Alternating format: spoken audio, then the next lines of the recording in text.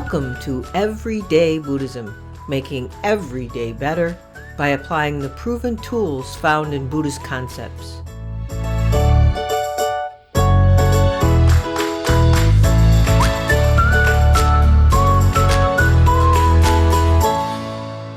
Welcome to episode 91 of Everyday Buddhism, making every day better. Happy summer and happy 5th anniversary of the beginning of this podcast. I've had this subconscious sense that I needed to do something special for the podcast for the last week or so, but it didn't occur to me until I sat down to write my notes for an episode on conditioned existence that I launched the podcast on June 23rd, 2018. Now that's exactly 5 years to the day I'm recording. And I also knew that the 1 million download mark was coming up. I was sort of hoping that the 1 million download would coincide with the 5th anniversary. And as of the day I'm recording today, as I'm recording this, the podcast is at 998,170 unique downloads, about 1,800 downloads away, which is a day or two in average downloads. So, this episode will indeed push the podcast over the 1 million unique download mark. So, yippee for Everyday Buddhism. At first, when I thought about starting this episode with a celebration of the 5th year of the podcast, it didn't seem like a good lead-in for an episode on conditioned existence that I wanted to do. But, on further thought, it's perfect.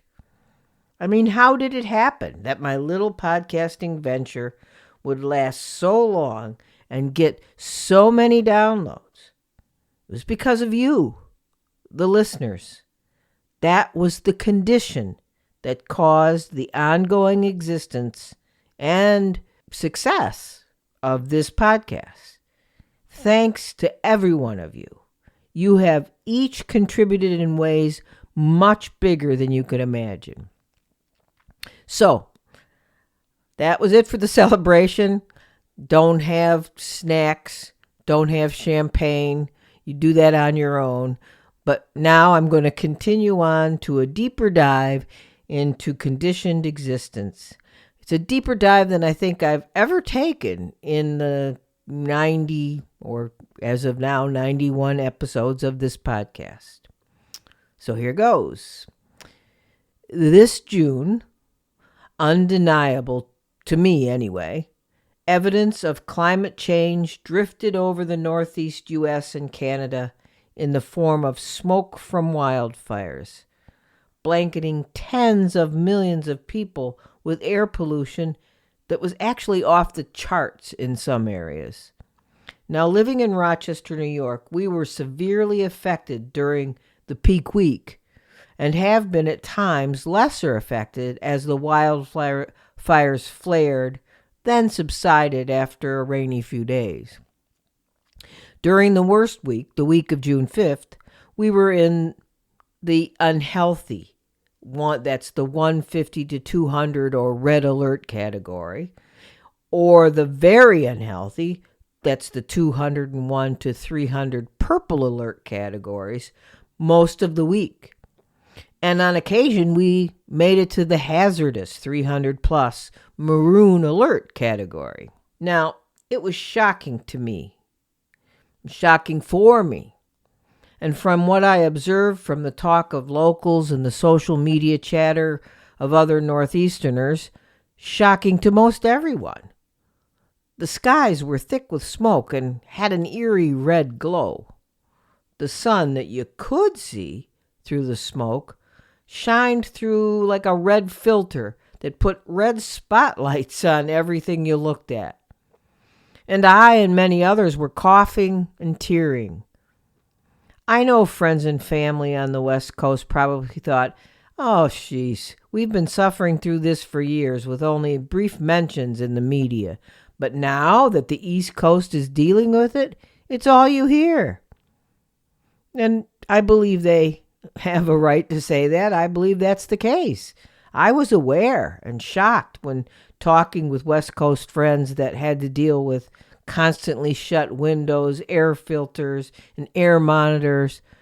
But you know how it goes. Till it happens to you, it's not real. But it was real. And it seemed completely unreal. Fires burning in Quebec, hundreds of miles away, were a health threat to millions of us across the U.S. and Canada. Air quality indexes in the purple range are equivalent to smoking a half pack of cigarettes if you are outside all day. I know I was shocked to find myself coughing after less than an hour outside or inside with the windows open. Now, this is an example of the suffering of conditioned existence.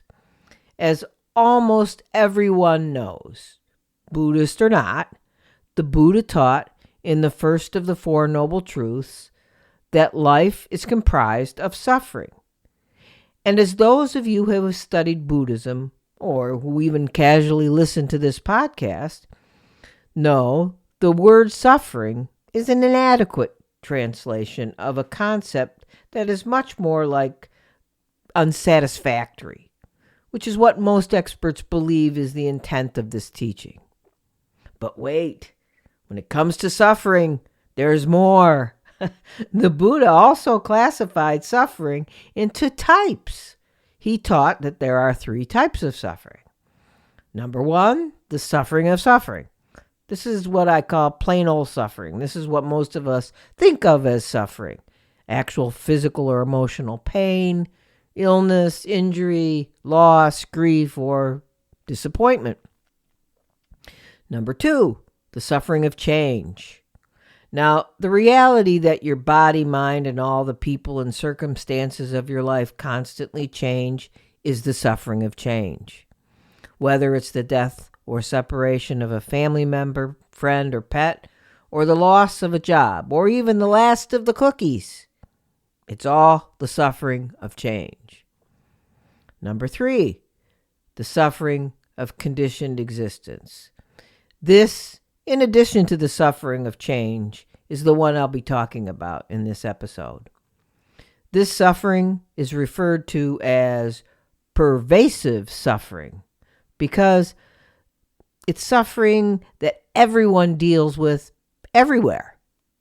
It is suffering that results from having a nature that is impermanent and changeable based on the conditions that arise in our bodies, minds, and all phenomena. Conditions that not are caused by us, are some discrete sense of our own impermanent reality, but conditions that are constantly changing outside of us and then affecting us.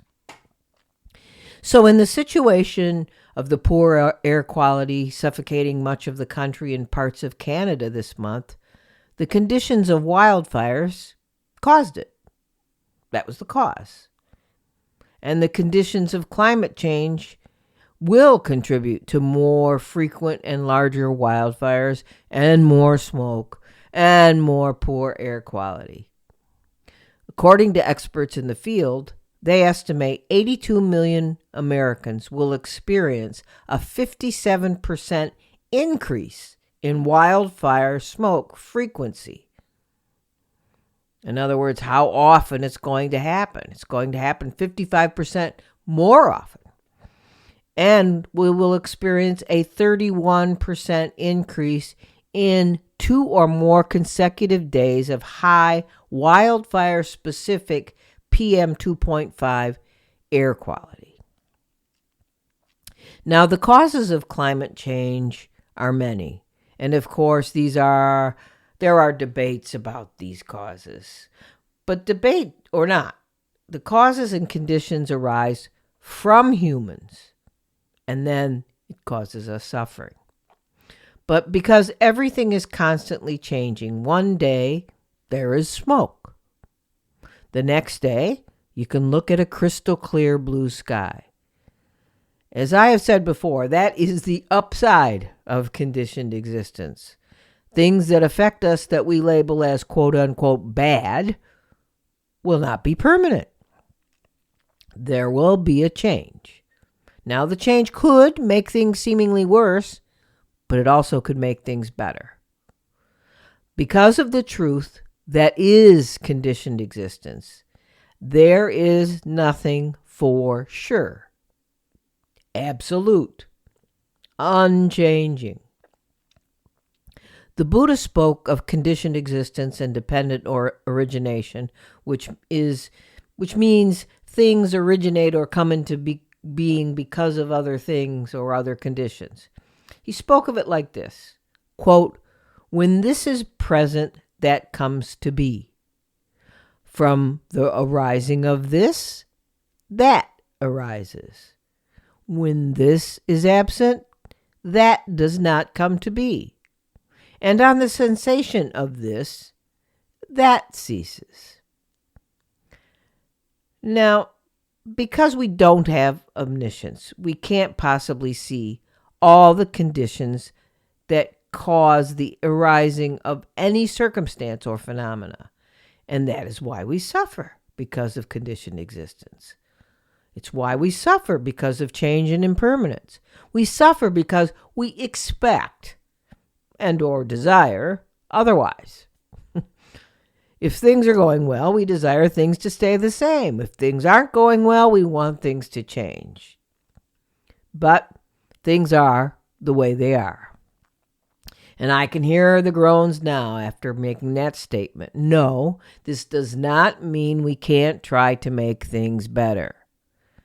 But we also need to remember that the nature of life is impermanence, is change, and conditions we aren't aware of that will affect us, whether we like it or not. Clinging to anything other is what causes suffering. To cling to life as something that will not change but stay forever the way we want it to be is ignorance. Now, by ignorance, I'm not referring to not educated or dumb, but the ignorance that is part of our human condition. This ignorance is not knowing what causes our dissatisfaction, our unhappiness, our suffering. We tend to see everything in the context of either desire or aversion. I want, I don't want, which gives everyday people, things, and circumstances an overblown, attractive, or repulsive context or meaning. And our habitual reactions tend to reify these distorted meanings into permanent things that we continuously chase after or push away. How does this ignorance form in us? If it's part of our being human, how does it happen? We don't try to be ignorant. We think we're seeing things clearly and responding to the circumstances in our lives in a logical way. But the Buddha saw that that isn't the case. And because we don't see things the way they really are, we respond in ways that actually create or intensify the dissatisfaction, unhappiness, and suffering in our lives. That's ignorance. Ignorance in real life is like that Dharma teaching story. Some of you may have heard this before, but it's a great story and it's a good one to repeat. It's about the man who dropped his keys as he was trying to enter his house at night in the dark. Someone passing by saw this fellow searching under a street light as he was walking by. He asked if he could help and asked what he was looking for. The guy that was searching responded that he dropped his keys. The passerby asked where he thought he might have dropped them. The guy answered, "Up there, by my front door, maybe in the bushes." So the fellow passing by asked, "If they're up there, you think, why are you looking here under the streetlight?" The guy who lost his keys answered, "Because the light is better here." Like that guy who lost his keys, we keep trying to rearrange or change our life circumstances to where we are more comfortable. where the light is better. If we just push this away over here or grasp onto this over there, then we'll be happy, right? But this way of dealing with life is what the Buddha taught as the recipe for suffering, not as the recipe for happiness. How can we be happy if we keep moving life circumstances to where we are more comfortable or feel better, only to keep awakening again and again to the fact that life isn't where we just pushed or packaged it? It's over here, right here, where you are standing, right here, where we are dissatisfied with the lighting. Wouldn't it be better to just stand here, looking in the bushes of life, allowing our eyes to refocus in the dark until we see things as they really are? And then maybe we will get a glimpse of our keys, glistening a bit in a little light that is reflecting on them from the streetlight over there. You know, the pandemic was a sudden awareness that we lost our keys. Yes, awareness.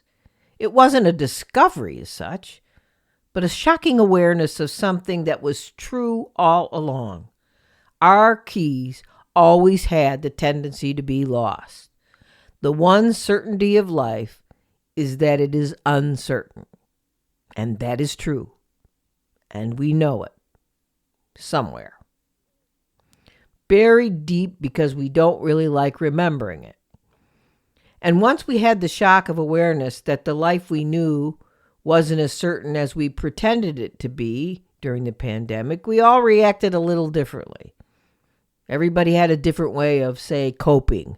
Although most of us kept trying to move under the streetlight rather than stand in the dark while our eyes refocused, including me. Like the smoke from wildfires, the pandemic was another example of conditioned existence and the suffering it can cause.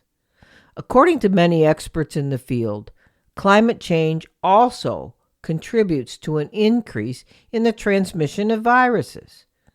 With expanding human population and our desire for more and better, both animals and humans are moving to previously uninhabited areas that can cause the introduction of new diseases to previously protected populations. Now, the pandemic and the smoke from wildfires have brought us all face to face with the reality of conditioned existence. It's pretty hard not to notice. And it's been hard to adjust. We all witnessed it during the peak of the pandemic in 2020 and 2021, and still today I see it. It is a prevailing attitude of victimhood. We feel like victims of things we perceive to be threatening us, making us fearful, making us angry, or making us suspicious. We blame lockdowns, vaccination conspiracies, physical distancing, masking, business closing orders, and those that issue those orders as the problem. Because it's hard to blame what you can't see for your suffering or inconvenience. If you can't blame the virus, which you can't see, then someone or something else must be to blame. There has to be some cause behind this virus. There has to be a bigger agenda, since the virus doesn't have an agenda. There has to be something so that it all makes sense for us. If you do honest reflection and meditation on all the emotions you saw and still see swirling about the pandemic and climate change, the grief, the sadness, the fear, the anger, you may get a glimpse of how you feel like a victim too, if you haven't come to terms with that response in yourself already. Why can't things be back to normal? Why can't I pop out the door without taking a mask? Why do we have to think about air quality index and wildfires hundreds of miles away from us? Why do I have to buy an air filter? Why? Are we victims? We didn't bring it on ourselves, so we must be victimized, right? When we find ourselves in the midst of a life that doesn't make any sense all of a sudden, that has taken away our feeling of control or agency, we search for patterns to trace back to how, why, what, and grasp on how it will all end. We search for a distinct cause, but all we have are different conditions. As the Buddha said, we'll repeat this. When this is present, that comes to be. From the rising of this, that arises. When this is absent, that does not come to be. On the sensation of this, that ceases. So what is happening is that we're collectively facing the truth of life. A truth that others less fortunate than most of us have had to face already.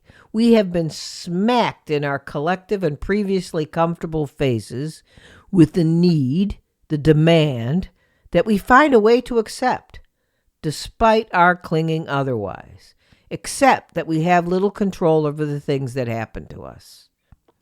The only thing we can control is our response to the things that happen to us. We are so used to being in control. Progress and technology brought most of us comfort and convenience. So when nature interferes with our comfort through storms, viruses, wildfires, instead of understanding the very naturalness of nature, we look for someone or something to blame. Being a victim seems to be our go-to when nature or when life does what it does. Our lives, many times, are completely outside of our control and outside of our ability to predict what comes next. Now, we all know that we're going to die. We know that we are of the nature to be sick and to die. We don't know when, we don't know how. But yet, we hold on to an illusion that it's sort of far off or it doesn't really exist for me. Yet it could be today or tomorrow. We make detailed plans for the day, the week, the year, the decade, as if the planning ensures everything will happen as planned. And we all know that's not true. These are illusions, aren't they? If anything the pandemic and climate change has taught us is that our plans, our health, our very lives can be shattered by a virus or a wildfire hundreds of miles away. We are not in control. But are we victims? If we are victims of only one thing. We are victims of life. We are victims of living. We are victims of the very nature that gave us life. And it's that life that we all share interdependently, that we should honor in each other rather than looking for who is to blame for what we're suffering with now. The suffering, too, is part of that life, as the Buddha taught. So what we can control about that suffering is how we need to respond. Chogyam Trungpa said that, quote, chaos is very good news, unquote. Trungpa's reference to chaos is pointing to the meaning derived from the Greek meaning a void, or a formless state of matter before the cosmos was created. Trungpa's son further explained the use of the word chaos as indicating, quote, the openness where things fall apart and new creations arise. The space created by chaos provides an opportunity to reconnect with what lies under the chaos and negativity, which is inherent awakened nature. When things seem very bad, then there is an opportunity for something good to take place, unquote. I've seen many examples of very good things taking place during things that are otherwise labeled as very bad, like the pandemic. And I continue to see opportunities where even more good may be born from this experience. That is, if we reconnect to our inherent goodness that is also the inherent goodness in everyone else. If we continue to allow ourselves to be motivated by passion, aggression, and ignorance, we won't see these possibilities in ourselves or others. It's the feeling like victims that closes us down, shuts us off from ourselves, from each other. Feeling like victims is not a noble response to suffering. The noble response to suffering is exactly what the Buddha taught. When things feel out of control, when everything seems in chaos, as Trungpa said, maybe we should see this as good news. See this as an opportunity to create ourselves anew, not as victims, but as compassionate helpers in birthing a new world of possibility. If we look for these positive patterns and meanings in ourselves and others during this pandemic, this climate change, we can overcome the habit of victimhood, which is finding negative meanings in the face of suffering. This is our opportunity for deep retreat. Maybe, since it's now the start of summer, maybe this summer is time for some meditation or a retreat that will help create a noble, compassionate response and a soft, safe resting place in our own hearts, where fear, anger, and hopelessness and victimhood used to reside. In whatever way this has meaning for you, from despair and grief over climate change or still smoldering anger and confusion from the divisiveness of our uncertain times, maybe it's time to reflect on how we can change our own perspectives from what has grown to be habits of despair, grief, fear, and anger to more noble and compassionate responses to everyone and every being we share our world and our conditioned existences with. May it be so.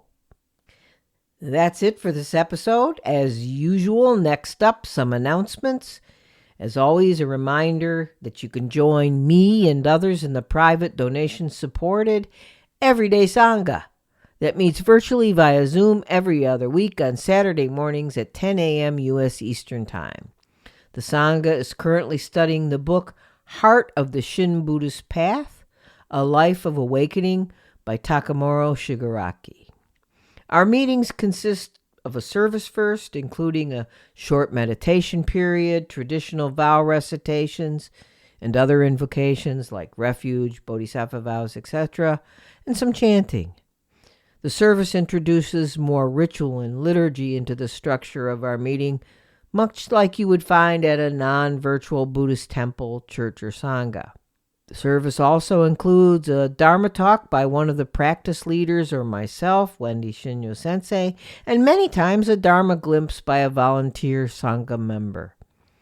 After the service, we open it up to discussion of the current book study or anything that was inspired by one of the Dharma talks or anything that people have coming to terms with in their life and how the Dharma might be able to help.